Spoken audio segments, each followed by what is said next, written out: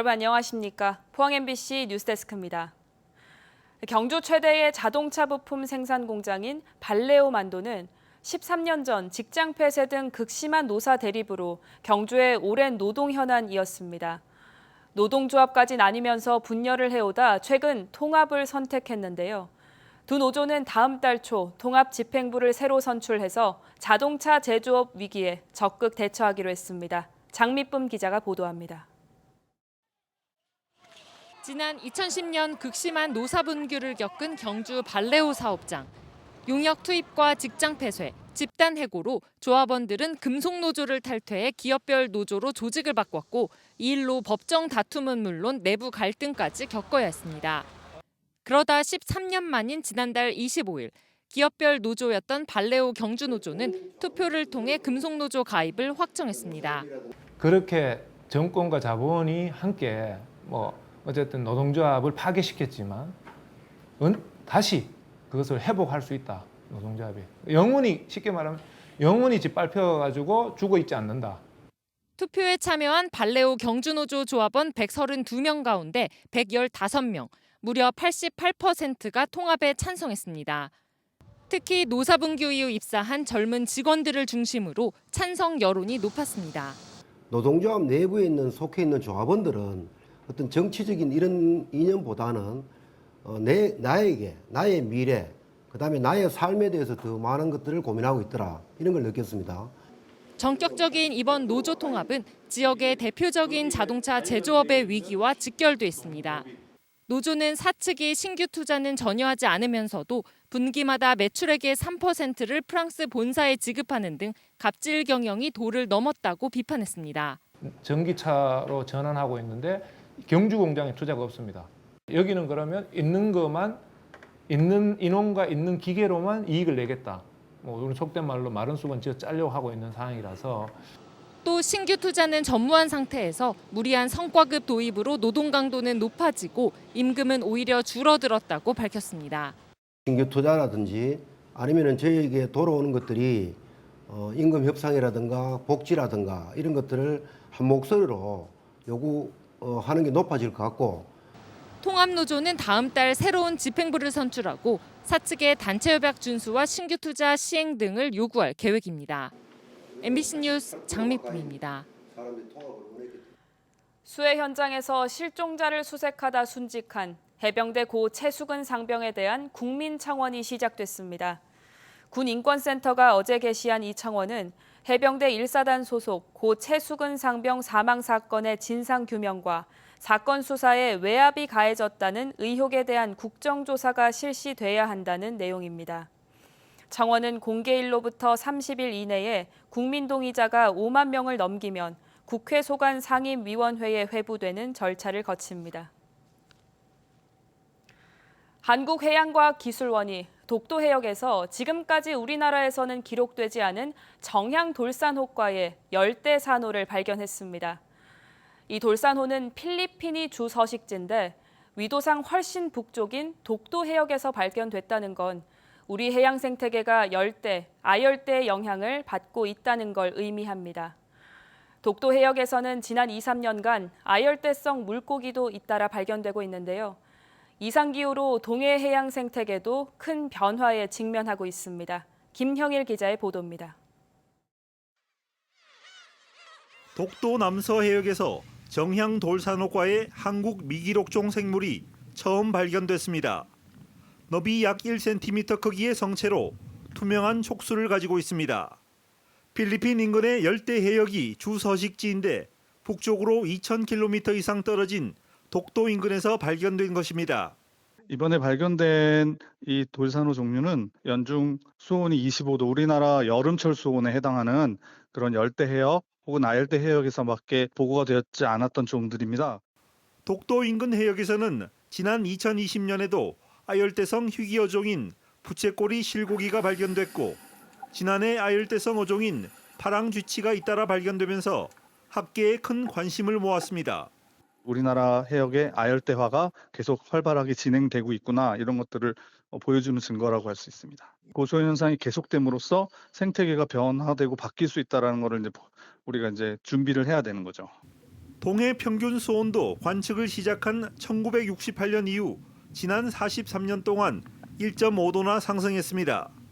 최근에는 동해안에서 오징어 어획량도 급격히 줄고 있고 난류성인 상어도 잇따라 출몰하고 있습니다. 이상기후가 큰 위협으로 현실화되고 있어 해양 생태계 변화에 대한 정부의 체계적인 연구와 대책이 시급합니다.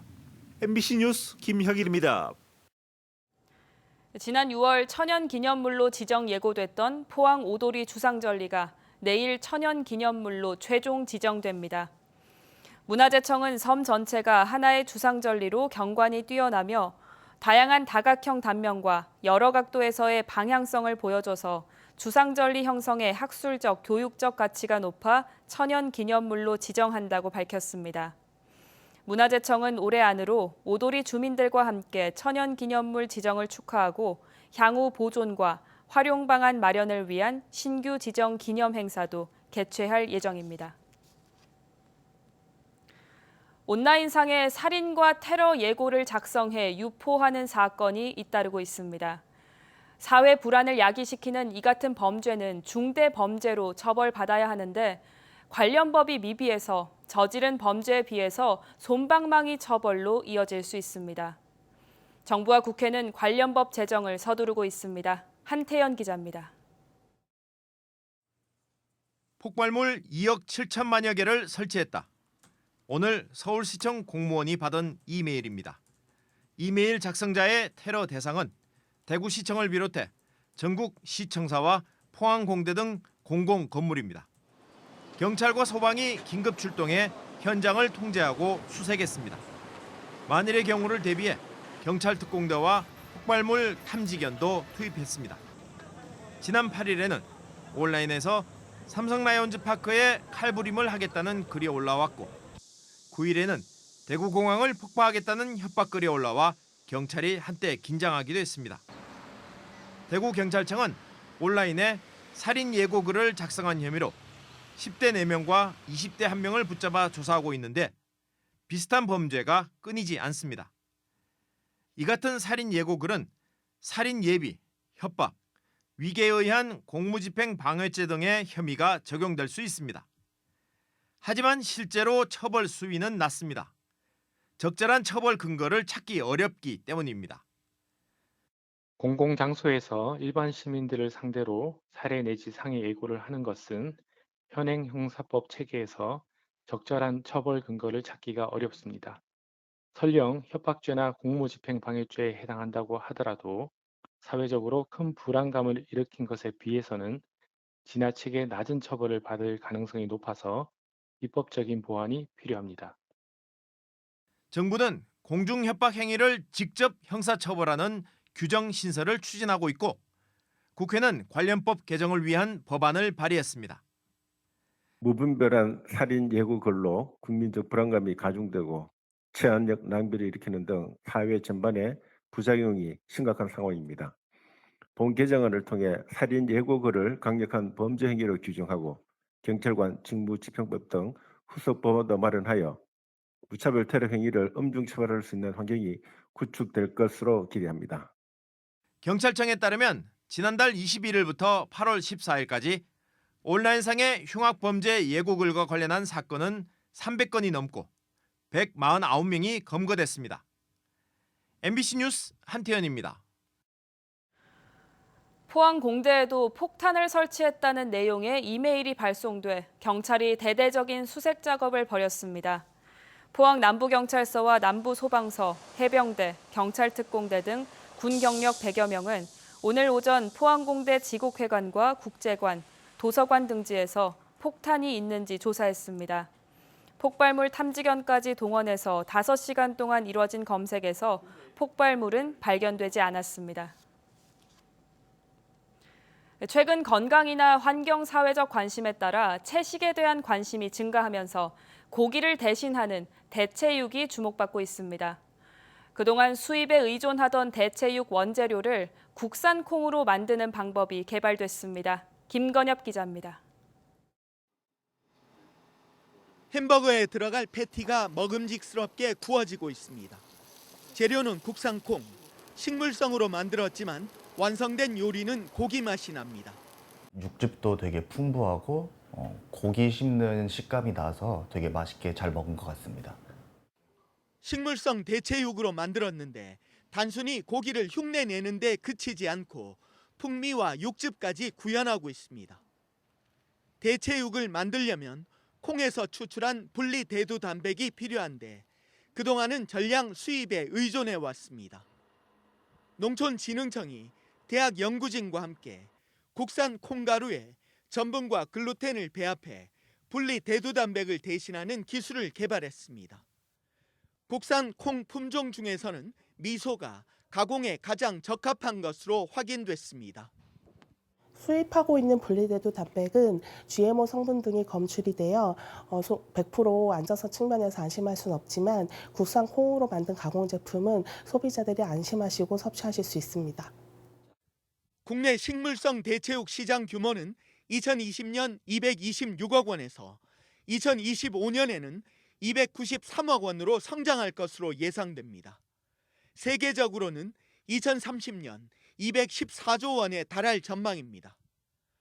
수입에 의존하던 대체육 원재료 국산화로 수입 대체 효과는 물론 국산 콩 소비와 식량 자급률을 높이는 데에도 크게 기여할 것으로 기대됩니다.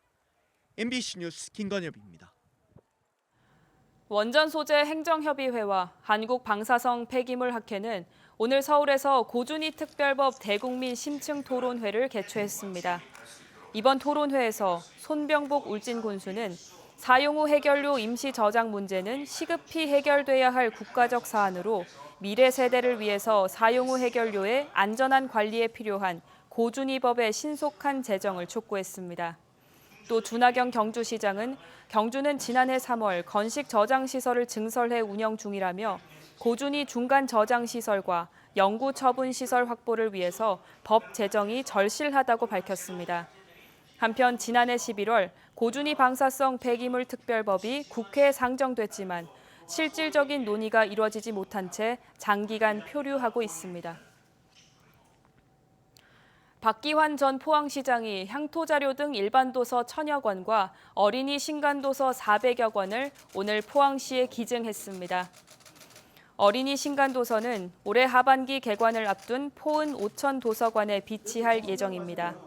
박기환 전 포항시장은 지난 1995년부터 98년까지 재임 기간 동안 포항 발전을 위해서 헌신했으며 현재 포항에서 회계사로 활동 중입니다. 현재 공사가 진행 중인 포항시 용흥동 연화제 보도교가 다음 달 개통됩니다.